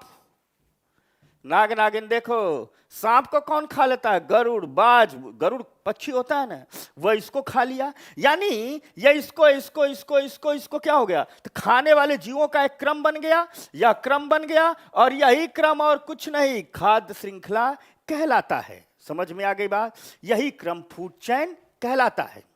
क्लियर। अब अगर इस फूड चेन से आगे बढ़ें तो हम आज फोकस करेंगे सिर्फ जंगल के फूड चेन पर। अगर जंगल के फूड चेन पर फोकस करें तो एक शब्द होता है फूड चेन। लेकिन जब वन में देखते हैं तो सिर्फ एक ही फूड चेन नहीं होती है। मान लो एक खाद्य श्रृंखला ये हो गया, चलो दूसरा खाद्य श्रृंखला हो सकता है घास है, ठीक, इसे खा लिया खरगोश, खरगोश खा लिया, खरगोश ही खिलाए ना, इसे खा लिया जंगली लोमड़ी खा ली, लोमड़ी को कौन खा लिया, चलो तेंदुआ आया है ना, तेंदुआ चल तू खा ले, तेंदुआ ने खा लिया लोमड़ी को। समझ में? तो यह भी एक खाद्य श्रृंखला हो गई, यह भी उसी जंगल में रहती है। और देखो यह खाद्य श्रृंखला इस खाद्य श्रृंखला से आके जुड़ गई है, यानी एक खाद्य श्रृंखला एक है तो एक खाद्य श्रृंखला ये है। इसी घास के छोटे छोटे फल निकलेंगे, तो मान लो चूहों ने खाया, चूहों को नागिन ने खाया, नाग नागिन ने खाया, सांप ने खाया, चूहों को किसने खाया, सांप ने खाया, ठीक, सांप को किसने खा लिया, जंगली बिल्ली ने खा लिया, या सांप को बाज ने खा लिया, नेवले ने खा लिया, नेवला अभी तो अपनी क्लास में उसको भी खिलाना पड़ेगा, तो नेवला तेरा भोजन ये हो गया, तो नेवले ने खा लिया। समझ में आ गई बात? तो यह क्या बन गया, यानी हम देख क्या रहे हैं कि एक साथ एक जंगल में कई खाद्य श्रृंखलाएं बनती है, और कई खाद्य श्रृंखलाएं सब आपस में जुड़ी होती हैं कहीं न कहीं। तो कई खाद्य श्रृंखलाएं जब एक साथ होती हैं तो उसे कहते हैं खाद्य जाल, फूड वेब। तो अभी अगला हम पढ़ेंगे फूड वेब। जैसे हम देख क्या रहे हैं, हम देख ये रहे हैं, आगे आ जाओ, खाद्य जाल, यहां जाओ, चित्र में देखो, वाह शानदार, शाबाश, खाद्य जाल, फूड वेब। क्या देख रहे हैं, कई प्रकार की खाद्य श्रृंखलाएं वन में, कई प्रकार की खाद्य श्रृंखलाएं वन में एक साथ कार्य करती हैं, एक साथ कार्य कर रही हैं। ऐसा नहीं है कि खरगोश इंतजार करेगा, अच्छा पहले चूहे को जंगली बिल्ली खा ले तब मैं खाऊंगा ना। जैसे सांप, चूहा आ गया, इस तरफ नागिन झपक रही है, उस तरफ कोई बिल्ली झपक रही है, कोई बिल्ली है क्लास में, ठीक, तो ऐसा नहीं है कि बिल्ली इंतजार करेगी कि नागिन खा ले, नागिन इंतजार करेगी बिल्ली खा ले, सब एक साथ काम करते रहते हैं। तो कई खाद्य श्रृंखलाएं जब वन में एक साथ कार्य करती हैं तथा एक दूसरे से जुड़ी होती हैं, तो खाद्य श्रृंखलाओं के परस्पर संबंधों को हम खाद्य जाल कहते हैं। यानी दो चीजें समझना बात को, एक बात है खाद्य श्रृंखला, वो कह रही है कि प्रत्येक जीव किसी अन्य जीव का भोजन बन जाता है, और एक दूसरे को खाने वाले जीवों का यह क्रम खाद्य श्रृंखला कहलाता है। जैसे ये एग्जाम्पल हमने दिया। लेकिन जंगल में सिर्फ खाद्य श्रृंखला नहीं होती है, खाद्य जाल होता है। तो खाद्य जाल क्या है, तो खाद्य जाल ये है कि कई प्रकार की खाद्य श्रृंखलाएं वन में एक साथ काम करती हैं और परस्पर जुड़ी होती हैं, इसी को हम कहते हैं खाद्य जाल। जैसे आपके स्क्रीन पर एक चित्र दिख रहा है, देखो ये पौधा है टमाटर का, पौधा है, समझ में आ रही बात ना, इससे टमाटर लाल लाल निकलेगा, चूहों को बहुत टमाटर प्रिय होता है। कोई चूहा है, ठीक, गोयल सिंह, जतिन सिंह, सर चूहे से डर लो, या जतिन को चूहे से डर लगता है, वह गधा, नाम हंसा दिया जतिन, बता, ठीक, सारा तुझे भी चूहे डर लगता है, देवेंद्र सिंह, पॉलिटी कब से, बस इसके बाद पॉलिटी हो जाएगी, ठीक, हाँ वाह वाह, नागिन जी आ जाओ, नारायण मिश्रा, अच्छा मैं देखो नारायण मिश्रा कह रहे हैं कि आप रिप्लाई नहीं कर, देखो जब मैं पढ़ाने में, मान लो इस दर अगर मैं पढ़ाने में बिजी हूं तो तुरंत रिप्लाई कहां करूंगा, इसलिए मैं 5-5 मिनट पर ये देखते रहता हूं। तो ये मत सोचो कि मैं रिप्लाई नहीं करता हूं। अगर 1-1.5 घंटे की क्लास होती है, मैं सिर्फ रिप्लाई करता रहूं तो रिप्लाई में ही रह जाऊंगा। समझ में आ गया बात? तो नारायण भाई कह रहे हैं सर हम जल प्रबंधन के लिए अगर तालाब को गोद लेते हैं तो इससे सामाजिक तनाव बढ़ेगा, रिप्लाई क्यों नहीं करते आप? जो काम की चीज हो उसका रिप्लाई नहीं देते हैं। देख भाई नारायण जी, सड़कें साफ एक्सप्रेसवे बनाएंगे तो दुर्घटनाएं बढ़ेंगी, दुर्घटनाओं का रिस्क रहेगा जब जब हम एक्सप्रेसवे बनाएंगे। तो जब जब हम इसके लिए क्या करेंगे? एक्सप्रेसवे बनाना बंद कर देंगे? नहीं, एक्सप्रेसवे भी बनाएंगे और दुर्घटनाओं को रोकने का उपाय भी करेंगे। रही बात तालाब गोद लेने से सामाजिक तनाव का बढ़ना, तो तालाब गोद लेने का आशय नहीं है कि उस तालाब पर आपका मालिकाना हक हो गया।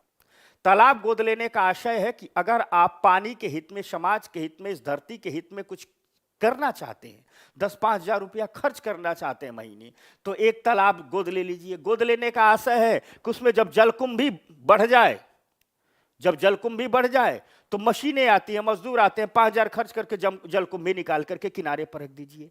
एवं आप उसके मालिक नहीं है, साथ साथ पूरे ग्राम सभा को, पूरी ग्राम पंचायत को यह सिखाइए कि यह हम सबकी संपत्ति है, इसके पानी पर हम सबका हक है, इसका होना हम सबके लिए जरूरी है। और 2-4 लोग तो बुरे लोग आएंगे जो आपसे जलेंगे, जो बीच बीच में जाकर शिकायत करेंगे, कोई जाके एप्लीकेशन भी ब्लॉक और कचहरी में लिखाएगा, करे उसने तो तालाब को पर कब्जा कर लिया है। जो हमारा समाज है इसमें बुरे तत्व हमेशा मौजूद रहते हैं। और याद रखना, नारायण मिश्रा जी, लोहिया जी एक बात कहते थे, राम मनोहर लोहिया, नारायण मिश्रा जी सुन रहे हैं तो राम मनोहर लोहिया एक बात कहते थे कि किसी भी समाज का नुकसान भ्रष्टों की भ्रष्टता से नहीं होता है, भ्रष्टों की भ्रष्टता से नहीं होता है, ठीक, सजग और ईमानदार लोगों की चुप्पी से होता है, उनकी खामोशी से होता है। हमारे समाज के लिए नुकसानदायक वे गुंडे और मवाली नहीं है जो सड़कों पर घूम रहे हैं, जो इस राष्ट्र को लूटने की फिराक में लगे हैं, हमारे राष्ट्र को नुकसान पहुंचाते हैं। हम आप जैसे लोग जो कुछ करना नहीं चाहते हैं कि नहीं समाज में तनाव बढ़ जाएगा, अरे इसीलिए तो हम हैं कि उस तनाव को शांत करेंगे। तो जब भी आप सकारात्मक काम करेंगे समाज में तनाव बढ़ेगा, और अच्छे और बुरे की यही लड़ाई प्रतिस्पर्धा रूप से हमेशा चलती रही है। कोई तनाव ना नहीं बढ़ेगा। दुनिया में कई देशों का बेस्ट एग्जाम्पल साबित हो चुका है, नॉर्थ ईस्ट में बेस्ट एग्जाम्पल साबित हो चुका है कि तनाव बढ़ेंगे लेकिन कारवां आगे बढ़ेगा। समझ में आ गई बात? क्लियर हो गया? ठीक, नारायण मिश्रा जी जवाब दीजिए, आपको जवाब मिल गया। अब देखो मैं सबका चैट देख रहा हूं, क्लियर हो गया? ठीक, तो इसलिए देखो, इनको ध्रुव विकास कर रहे हैं कि एनसीईआरटी की इकोनॉमी कब पढ़ेंगे, हम खत्म कर चुके हैं। ठीक, तो चलो भाई लोग, तो ध्रुव कह रहे हैं एनसीईआरटी कब पढ़ेंगे, तो नारायण भाई तनाव से नहीं डरना है। संसार का इतिहास तुम जैसे लोगों का इतिहास है। गांधी अगर सोचे हो तो देश आजाद हुआ होता। अभी एक बुढ़िया महिला है जिसे पद्मश्री दिया गया केरल में, उसके घर वाले, वो मां नहीं बन रही थी तो घर वाले उसे घर से बाहर निकाल दिए। अभी एक बुजुर्ग महिला, मुझे उनका नाम नहीं याद है, जो राष्ट्रपति को ऐसे आशीर्वाद देने लगी थी जब पद्मश्री दिए, तो उस बुजुर्ग महिला को घर वाले घर से अपने जमाने के दिनों में इसलिए निकाल दिया कि मां नहीं बन रही थी। तो लोगों ने सोचा डायन होगी, घर से निकाल दो, घर से निकाल के जंगल में भेज दिए। उसने पेड़ लगाना शुरू किया, तकरीबन 80,000 पेड़ लगाए हैं उसने। अभी भारत ने उसे पद्मश्री दिया है। अगर वो सोची होती कि समाज ने हमें घर से निकाल दे, परिवार से निकाल दे, हम कुछ काम क्यों करें। तो जब भी आप सजग काम, अच्छे काम करेंगे, तनाव आएंगे, इन तनाव से लड़िए, यही वीरता है और इसीलिए आप लोग हैं। तो खाद्य श्रृंखला की बात करें तो हम कह रहे हैं एक साथ कई खाद्य जाल है। देखो कैसे, ये टमाटर है, इसको चूहा खा लिया, ये चूहा है, ठीक। इसी टमाटर की पत्तियों को खरगोश खा लिया, खरगोश है। इसी टमाटर बकरी भी है, बकरी भी खा ली। समझ गए? यानी एक पौधे से 3 लोग खा रहे हैं। अब देखो कैसे खाद्य जाल चलती है। तो इस चूहे को वाह वाह नाग, सांप खा लिया, और इसको फिर बाज खा लिया। एक खाद्य जाल पूरा हो गया। यानी यह क्या हो गया, यह एक खाद्य जाल हो गया। हो गया कि नहीं हो गया? एक खाद्य जाल हो गया, ठीक। अगली बात देखो,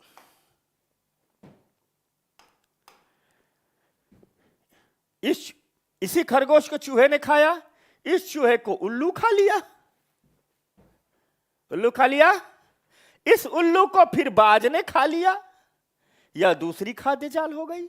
चूहे को किसने खाया? उल्लू ने खाया, उल्लू को बाज ने खा लिया, यह दूसरी खाद्य जाल हो गई। अब तीसरी देखो, देखना कितना, इस चूहा है बेचारे को सब खा जा रहे हैं, इधर नाग भी खा जा रहा है, इधर उल्लू भी खा जा रहा है, यह चूहा है, इसको जंगली बिल्ली ने खा लिया। बड़ी दुर्गति है बेचारा चूहा होने में। और इस जंगली बिल्ली को खाएंगे हमारे शेर राजा, इसीलिए तो जंगल का राजा सबको खाएगा। तो शेर ने खा लिया। तो एक खास श्रृंखला ये हो गई। कितनी हो गई? एक ये हो गया, एक दो हो गया, या तीन हो गया। समझ में आ गई बात ने? ठीक, तीन हो गया। अब देखो इसी चूहे को कभी कभी लोमड़ी भी खा लेती है, चार हो गया। इस बेचारे को बकरी ने खाया, बकरी को लोमड़ी ने खाया, लोमड़ी को शेर ने खाया, पांच हो गया। यानी एक ही पौधे पर, एक ही जंगल में 5 प्रकार की श्रृंखला है। इस शेर की जगह तेंदुआ भी हो सकता है। ठीक, खा लिया। अर्थात एक साथ कई श्रृंखलाएं काम कर रही हैं कि नहीं कर रही हैं? बताओ भाई लोग। और ये सारी एक दूसरे से जुड़ी हुई हैं कि नहीं जुड़ी हैं? परिभाषा हमने क्या दिया कि जब एक साथ एक तंत्र में कई श्रृंखलाएं काम करें और सभी एक दूसरे से जुड़ी हुई हो तो क्या बनता है? खाद्य जाल बनता है। इनके बीच के परस्पर रिश्ते को ही खाद्य जाल करते हैं। देखो चूहे का रिश्ता सांप से भी है, प्यार मोहब्बत का रिश्ता नहीं, खाने वाला रिश्ता है। या मत समझना कि चूहे और सांप में मोहब्बत शुरू हो गई या फेयर शुरू हो गया ना, ये खाने वाला रिश्ता है। जंगल में प्यार मोहब्बत का रिश्ता नहीं होता है। जंगल का नियम होता है शिकार और शिकारी का रिश्ता। जो तेज भागेगा वो शिकार करेगा, जो अपने नाखून नथुने दांत मजबूत करेगा वो शिकार करेगा, जो धीमे भागेगा, जो कोमल रहेगा बेचारा, वह शिकार होगा। शेर और सिंह, शेर और हिरन साथ रहते हैं। इनमें से जो तेज भागेगा वो बचेगा। अगर हिरन तेज भागेगा तो शेर भूखा मरेगा, क्योंकि पकड़ ही नहीं पाएगा। और जब तेज भरे भागेगा तो हिरन मरेगा। समझ में आ गया? तो यही है खाद्य जाल। तो इस पहचान को हमेशा याद रखना। ये 3 बातें एक साथ रहते हैं और एक दूसरे से परस्पर संबंध होता है। क्लियर हो गया भाई लोग? हाँ सर, चूहे ने मेरी किताब खा ली थी, तो एक सांप पाल ले, वो चूहे को खा लेगा। क्लियर होगा? नेक ममा द्विवेदी क्लियर हो गया? अमिता सिंह ठीक ठीक। अगली बात, एक होता है अपघटक डिकम्पोजर, एक होता है अपघटक या डिकम्पोजर। देखो मिट्टी में सूक्ष्म जीव पाए जाते हैं, किसे कहते हैं डिकम्पोजर? मिट्टी में सूक्ष्म जीव पाए जाते हैं।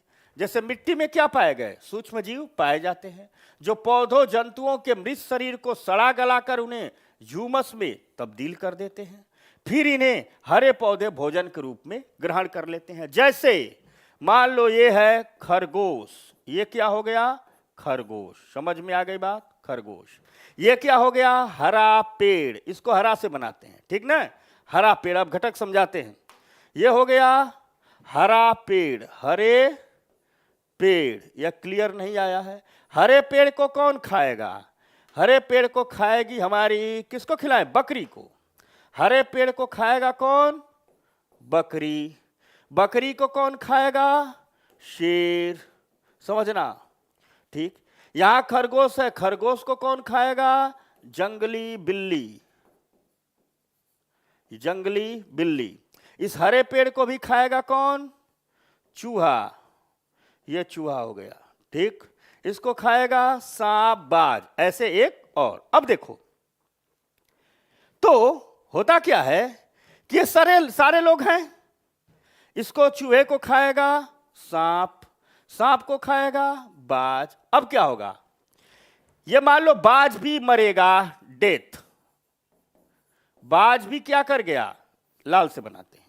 बाज की भी क्या हो गई? देखो बाज भी क्या कर गया? डेथ हो गया, मरेगा। बाज मर गया, बाज भी मरेगा, शेर भी मरेगा, जंगली बिल्ली भी मरेगी, खरगोश भी मरेगा, चूहा भी मरेगा, हरे पेड़ भी मरेंगे, बकरी भी मरेंगी। मरना तो सबको है। और कहाँ मिलेंगे? मिट्टी में। तो जब ये लोग यहाँ मिट्टी में मिलेंगे, अब देखता हूं कुछ दिन बाद ये दिखेंगे नहीं। तो यहाँ रहते हैं छोटे छोटे डिकम्पोजर, छोटे छोटे बैक्टीरिया इत्यादि, जिसे हम कहते हैं अपघटक। और ये छोटे छोटे डिकम्पोजर क्या करते हैं? इसको हम दूसरे कलर से दिखा दें। यहाँ क्या होते हैं? छोटे छोटे डिकम्पोजर। ये छोटे छोटे डिकम्पोजर जितने इन्हें मरे हैं, इन्हें सड़ा गला देते हैं और सड़ गल करके इन्हें किस में तब्दील कर देते हैं? ह्यूमस में तब्दील कर देते हैं। और यही ह्यूमस इस मिट्टी में, इस सॉइल में मिल जाता है और सॉइल में मिल जाता है तो इसकी उत्पादन क्षमता बढ़ जाती है। पुनः यह मिट्टी कहाँ आकर के मिल गई, मान लो यहाँ मिट्टी मिल गई, अब इसी मिट्टी में पुनः हरे पेड़ उगेंगे, उन्हें बकरी इत्यादि खाएगी और खाद्य श्रृंखला चलती रहेगी। इसीलिए इन अपघटकों को, इस डीकंपोजर को प्रकृति के सफाई कर्मी कहते हैं। क्या कहते हैं? प्रकृति के सफाई कर्मी कहते हैं। तो यह डीकंपोजर क्या हो गए? आप सबके लिए प्रकृति के सफाई कर्मी हो गए। तो यह बात सात्विक एनसीईआरटी में फॉरेस्ट वाले टॉपिक में इतनी बातें लिखी गई है। ठीक, क्लियर? अध्याय 18, लास्ट अध्याय, 10 मिनट का ये अध्याय है। ठीक, शिवांश यादव, सब मरेंगे पर कुछ लोग शायद ना मरे। कौन नहीं मरेगा? सबको मरना है। ठीक, समझ में आ गई बात? उल्लू, मैं तो इंसान हूं। तेंदुआ, हाँ तेंदुआ बोल। ठीक हो गया? तेंदुआ खूब खाया है आज, सबसे ऊपर तेंदुआ है। तेंदुआ पेट भर गया? बोल भाई, तेंदुआ पेट भर गया? चल, आज तेंदुआ को भी, नागिन को भी खूब मार। अच्छा, इच्छाधारी नाग, सर को नमस्कार, तेरे को भी भोजन मिला है नाग। ठीक, चल भाई। नारायण मिश्रा, अच्छा नारायण मिश्रा, सर अगर हम आर्टिफिशियल वर्षा करवा दे तो उसका नुकसान क्या होगा? क्योंकि आर्टिफिशियल रेन से, ठीक, भौम जल बढ़ता है। देखो, नारायण कह रहे हैं कि आर्टिफिशियल रेन हम करवा दे तो उसका नुकसान क्या होगा। देखो, कभी भी आर्टिफिशियल रेन इतना हो ही नहीं सकता है कि उसका भौम जल बढ़ जाए। दरअसल आर्टिफिशियल रेन के लिए क्या होता है, देखो नारायण जी एक बात समझना, ये है वायुमंडल, ठीक, इसमें होते हैं वाटर वेपर, जलवाष्प। हम क्या कहते हैं, बाई प्लेन, एरोप्लेन के थ्रू क्या करते हैं कि इसमें हम सिल्वर आयोडाइड का छिड़काव कर देते हैं। यह क्या हो गया? Silver iodide, silver iodide.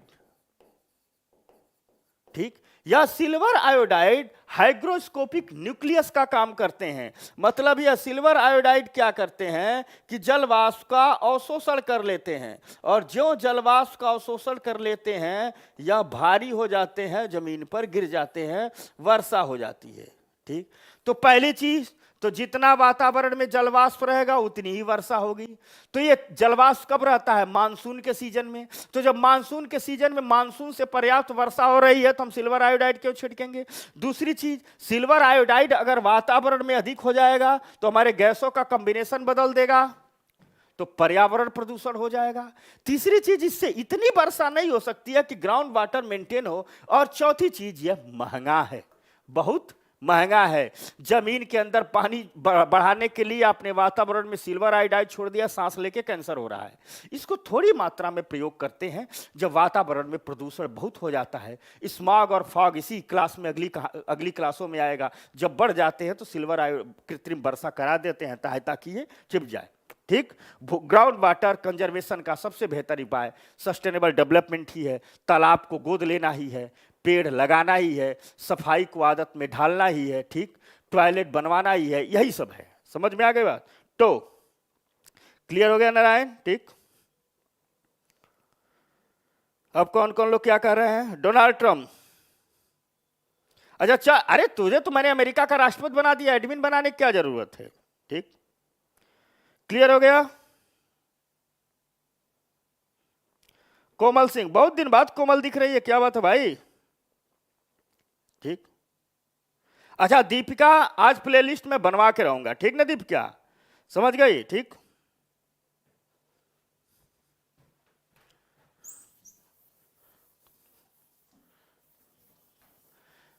तो अध्याय नंबर 18 आ जाओ भाई लोग, बस 10 मिनट की बात है। अपशिष्ट जल की कहानी, वेस्ट वाटर स्टोरी।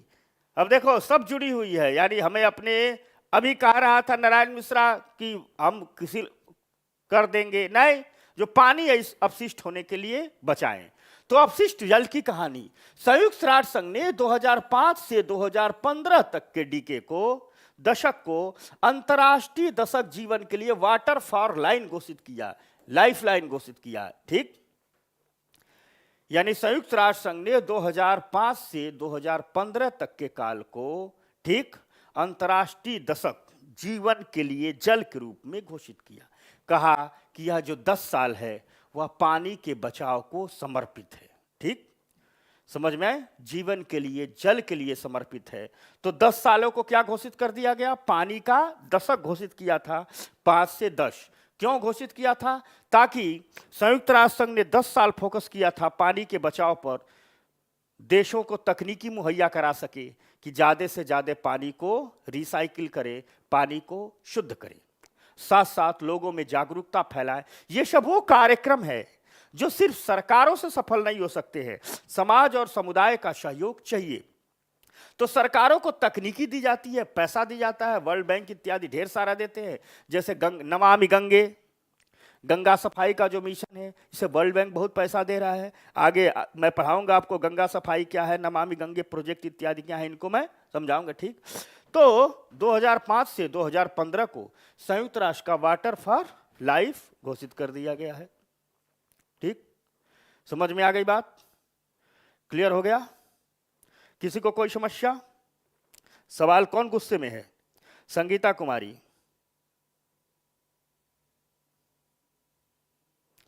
हम खाते हैं गोयल। अच्छा, क्या खा रही है? It's amazing sir. ठीक, चलो आ जाओ। ठीक, तो सरोज, इस, हाँ बात सरोज तू पढ़ती रहा, इट्स अमेजिंग। चलो किरण, तो 10 साल को घोषित किया गया जल के लिए दशक। 10 साल यूनाइटेड नेशन ने कहा जल को समर्पित करते हैं। चैप्टर 18 आखिरी चैप्टर, 7वीं एनसीईआरटी का खत्म, कल से 8वीं शुरू। तो आ जाओ, हमारे कमांडो हो तुम लोग। तो सबसे पहले क्या है कि जल में जो अशुद्धियां होती है उन्हें क्या करना है? दूर करना है। तो वाटर में ये वाटर रिसाइकलिंग सिस्टम काम कैसे करता है, देखो बता रहा हूं। पहले यही बना दूं छोटा सा, देखना। मान लो ये नाले से पानी आ रहा है या हमारे सीवेज का पानी आ रहा है, तो हम क्या करते हैं कि पहले, ठीक, ऐसे बना देंगे, ऐसे एक टैंक बनाएंगे। ठीक, यह टैंक हो गया, और इसमें हम लगा देते हैं बड़ा बड़ा फिल्टर। इसमें हम क्या लगा देंगे? बड़ा बड़ा फिल्टर लगा देंगे, बड़ा बड़ा फिल्टर लगा देंगे, बड़ा बड़ा फिल्टर लगा देंगे।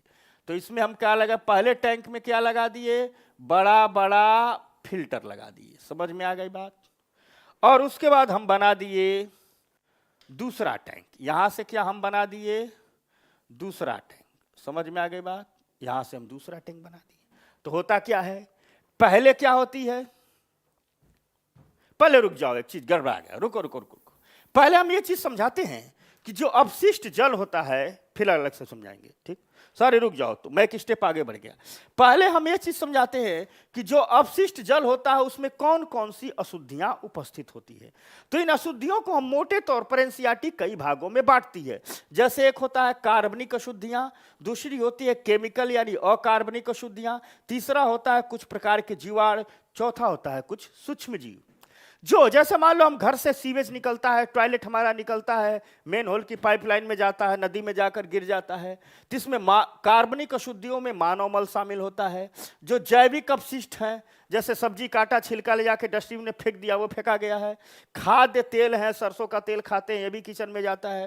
फल का छिलका है, सब्जी का अंश है, सब्जी का कचरा, रोटी चावल अनाज का कचरा है, यह सब पानी में सड़ के मिलता है, कार्बनिक अशुद्धियां हैं। अकार्बनिक अशुद्धियां हैं, पानी में नाइट्रेट, कई केमिकल हम इस्तेमाल करते हैं, फास्फेट, धातुएं, फास्फोरस इत्यादि होती है, वो मिलती है। जैसे एक नाम आता है माइक्रोबीट्स, माइक्रोबीट्स, माइक्रोबीट्स। ठीक, हम लोग जो ब्रश करते हैं ना, तुम लोग देखते होगे कि जब ब्रश करते हो तो कुछ दिन बाद ये ब्रश घिस जाता है, घिसता है ना। तो कहोगे घिसता क्यों है? तो जो प्लास्टिक का ब्रश है वह धीरे धीरे बारीक बारीक पार्टिकल में टूट के हम कुल्ला करते हैं, बेसिन में पानी में गिरता है, वो नाले में जाता है, वो नदी में जाता है, वो समुद्र में चला जाता है। वो 2 माइक्रोन से छोटा होता है। जैसे कई लोग, मैं तो सेविंग करता नहीं हूँ, जो लोग सेविंग ब्रश का इस्तेमाल करते हैं, मैं तो नहीं करता हूँ भाई, तो मेरा तो काम, या मैं बचा रहा हूँ पर्यावरण को। ठीक है, तो कई लोग सेविंग करते हैं, देखते हैं उनका ब्रश घिस जाएगा। लड़कियां तो दुनिया भर का लिपटी पोतती रहती है, पता नहीं का ब्रश से, मुझे नाम नहीं मालूम है, मैंने कभी लिपा पोताई ऐसा किया नहीं है, ठीक। तो लिपटी पोतती रहती है, भर मुंह पर, भर चेहरे पर, ऐसे कुछ तो ब्रश का इस्तेमाल करती है। देखती हैं उनका भी ब्रश क्या हो जाता है, छोटा छोटा पार्टिकल में टूट जाता है। हम दांत, मैं तो एक ही ब्रश इस्तेमाल करता हूं, दांत मंजन करने वाला, तो मंजन करने वाला ब्रश भी घिस रहा है, शेविंग ब्रश भी घिस रहा है, लिप पोत रही है पता नहीं का, ठीक। तो उससे भी ब्रश घिस रहा है, तो बेसिन में जा रहा है, वो छोटे छोटे पार्टिकल होते हैं, 2 माइक्रोन से 5 माइक्रोन तक होते हैं, बड़े खतरनाक हो गए हैं। इन्हें कहा जा रहा है माइक्रोबीड्स। आईएएस के एग्जाम में सवाल आया था एक बार, माइक्रोबीड्स क्या होते हैं। तो यही जो ये ब्रश है, कॉस्मेटिक्स जो ब्रश इस्तेमाल करते हैं, इनके छोटे छोटे पार्टिकल को हम कहते हैं माइक्रोबीड्स। या घर के बेसिन में किया आपने तो कुल्ला किया, वो आपके नाले से एमसीडी के बेसिन में गया, वहां से यमुना मैया में गया, नदी से होते होते कहां चला गया, वो समुद्र में चला गया। वहां जो माइक्रोबीड्स छुटका प्लास्टिक है वो जा रहा है, तो उसे जो कोरल लीफ है, पढ़ाएंगे आगे क्लासों में कोरल लीफ, जब 12वीं के एनसीईआरटी में इकोलॉजी एनवायरनमेंट पढ़ाएंगे तो आएगा कोरल लीफ। कोरल लीफ उसको खा लेती है, कोरल लीफ खा लेती है, बेचारी कोरल लीफ मर जाती है। कई जगह गया तो छोटा छोटा है, कछुआ बेचारा पानी पी रहा है, पानी के साथ कछुए के पेट में चला गया। अब कछुए के पेट में पानी के साथ गया, वहां धीरे धीरे स्टोर हो गया, उसने वो हो गया, क्या बोलते हैं उसको, कैंसर हो गया। एक रिसर्च में पता चला है कि जो बर्फीली सील होती है, बर्फीले इलाके में जो सील मछली होती है, सील मछली की विलुप्ति का एक बहुत बड़ा कारण बन गया। उसके शरीर में जाकर के हमारा कॉस्मेटिक ब्रश उसके शरीर में स्टोर हुआ, उसको कैंसर हुआ। जब बर्फीली सील कम होने लगी पता चला अच्छा इसका कारण तो ये था। समझ में आगे बात। तो माइक्रोबीड्स होते हैं, ये सब चीजें किस में आती है, अकार्बनिक अशुद्धियों में आती हैं। कुछ जीवाणु होते हैं जैसे हैजा फैलाने वाले, टाइफाइड उत्पन्न करने वाले जीवाणु होते हैं। कुछ पेचिस इत्यादि फैलाने करने वाले प्रोटोजोआ होता है। ये सब होती हैं जल की अशुद्धियां। और जब ये सब जल की अशुद्धियां होती हैं, ठीक ठीक, तो इन्हें दूर कैसे करेंगे। तो चलो देखो, तो कैसे दूर करेंगे, ऐसे। तो कई स्टेज होता है, जैसे चित्र बना के मैं समझाता हूं। चित्र बना रहा हूं, देखो ये आ रहा है पानी, नाले का पानी, एमसीडी का पानी। गंगा सफाई योजना में इसी को लागू किया गया है। नमामि गंगे मिशन में अब कोई पानी नहीं जाएगा, ठीक। तो कैसे क्या करते हैं, एक चैम्बर बना लेंगे ऐसे, यह एक चैम्बर हो गया, यह एक पानी का चैम्बर हो गया, समझे भाई लोग। अब इसमें क्या कर देते हैं हम, इसमें लगा देते हैं हम फिल्टर, इसमें फिल्टर लगा देंगे। इसमें क्या लगा देंगे, फिल्टर। यहां से गंदा पानी जा रहा है, इसमें लगा दिए फिल्टर। फिल्टर क्या करेगा, फिल्टर ये करेगा कि पानी के साथ जो बड़ा बड़ा कपड़ा आया है, इस पानी के साथ जो बड़ा बड़ा कपड़ा आया है, डिब्बे आए हैं, प्लास्टिक आए हैं, उनको अलग कर लिया जाता है। यानी फर्स्ट स्टेप में पानी कहां गुजरता है, या आपके क्लास में भी पूछा जाता है, और यूपीएससी सवाल में पानी कैसे संयंत्र करेंगे जब पूछा जाता है, जिसका चित्र बना के समझाना है। समझ में आ गया ना। एक दो स्टेट पीसीएस में मेंस में पूछा गया है। तो पहले कई टंकियां बनाते हैं, पहले में फिल्टर लगा देते हैं, और यह फिल्टर इस कपड़ा, डिब्बा, प्लास्टिक को अलग कर लेगा। फिर क्या करेंगे, देखो, फिर अब दूसरा चैम्बर बनाएंगे। यह हो गया दूसरा चैम्बर, ठीक, यह हो गया दूसरा चैम्बर, दिख रहा है दूसरा चैम्बर। अब दूसरे चैम्बर में हम क्या करते हैं कि, ठीक, यहां जब पानी आता है तो थोड़ी देर के लिए इस पानी को रोक लेते हैं, ठीक। थोड़ी देर के लिए पानी को इसलिए रोकते हैं कि इसमें, ठीक, जो बालू बचा है, जो कंकड़ बचा है, वह क्या हो जाए, अलग हो जाए। बालू और कंकड़ क्या हो जाए, अलग हो जाए। फिर इस पानी को हम लाते हैं तीसरे चैम्बर में। फिर इस पानी को हम कहां लाएंगे, तीसरे चैम्बर में। देखना भाई लोग, ऐसे तीसरे चैम्बर में। समझ में आ गई बात।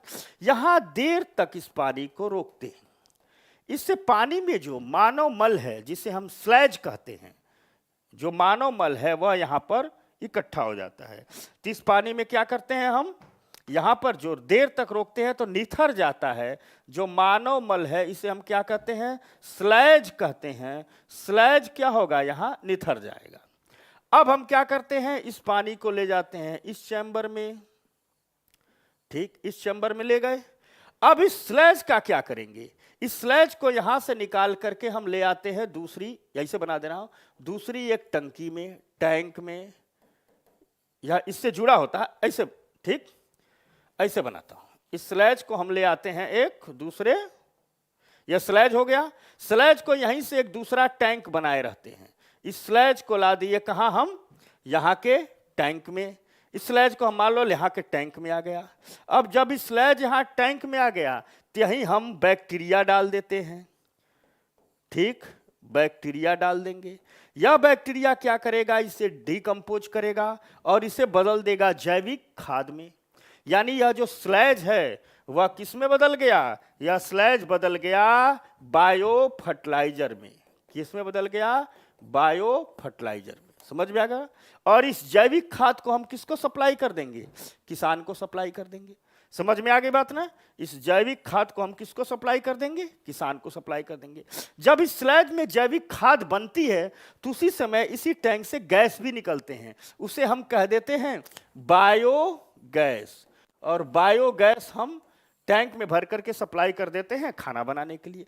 यानी पानी भी शुद्ध हो रहा है, उत्पाद क्या मिल रहा है, जैविक खाद मिल रही है और जैविक गैस मिल रहा है। फिर इस पानी को, अब जो पानी गया वह इस चैम्बर में लाएंगे और इस चैम्बर में इसमें से तेजी से हवा यहां से पंप होता है, यहां से पंप होता है और तेजी से हवा को इसमें प्रसारित करते हैं। कभी कभी इसमें थोड़ी सी क्लोरीन डाल देते हैं ताकि यह पानी प्योर स्वरूप हो जाए, आप इसे छोड़ देते हैं नदी में ले जा करके। इससे फायदा क्या हुआ, हमारी जो कहा गया है, ठीक, जो गंगा सफाई मिशन है उसका एक लोगो है कि एक बूंद पानी भी बगैर रिसाइकिल के गंगा में नहीं छोड़ना है। तो उसके लिए ऐसे ही बनाते हैं।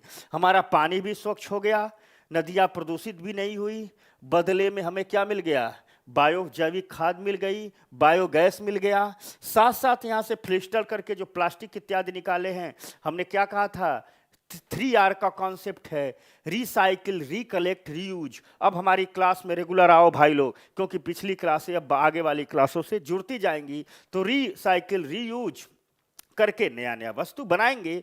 तो फर्स्ट स्टेप में क्या होता है, अपशिष्ट जल को फिल्टर किया जाता है, ये बात होती है। टंकी में जल को थोड़ा देर रोका जाता है, ये कहानी है। यही अपशिष्ट जल का उपचार है और यही को सरकार कर रही है। समझ में आ गई बात।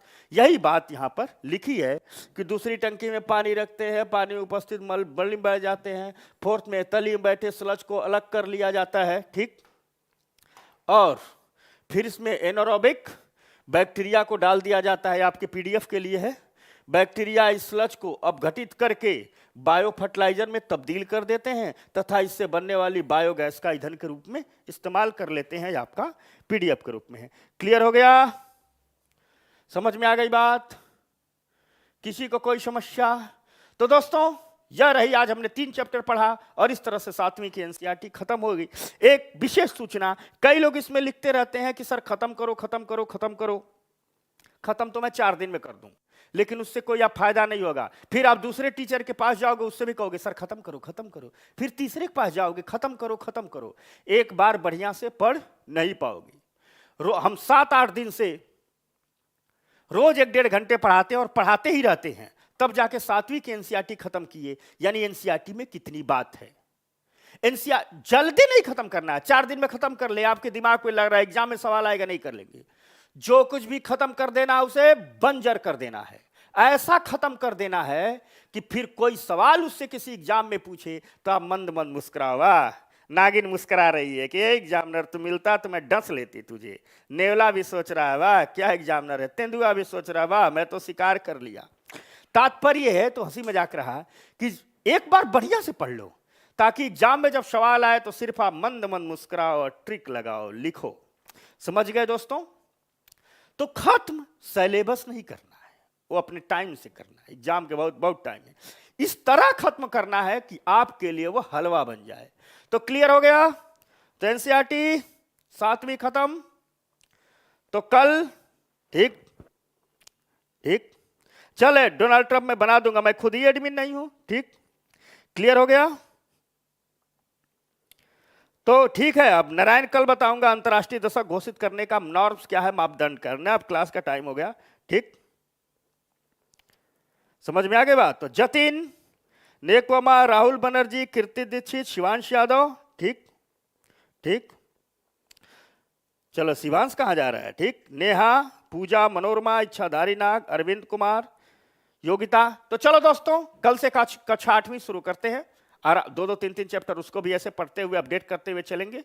तब तक रोज आइए, रोज जुड़िए और ज्यादा से ज्यादा इस वीडियो को लाइक कीजिए, शेयर कीजिए, ताकि आपके साथ ढेर सारे लोगों तक हमारी बात पहुंचे, हमारी आवाज़ पहुंचे, निर्माण आईएएस की ये पहल पहुंचे हमारी, और ढेर सारे लोग इस गुणवत्तापूर्ण शिक्षा का जो अभियान है इसमें शामिल हो, हमारे श्रम के भागीदार बने। तो मिलता है दोस्तों कल, बाय बाय। चलो सारे लोग, ठीक।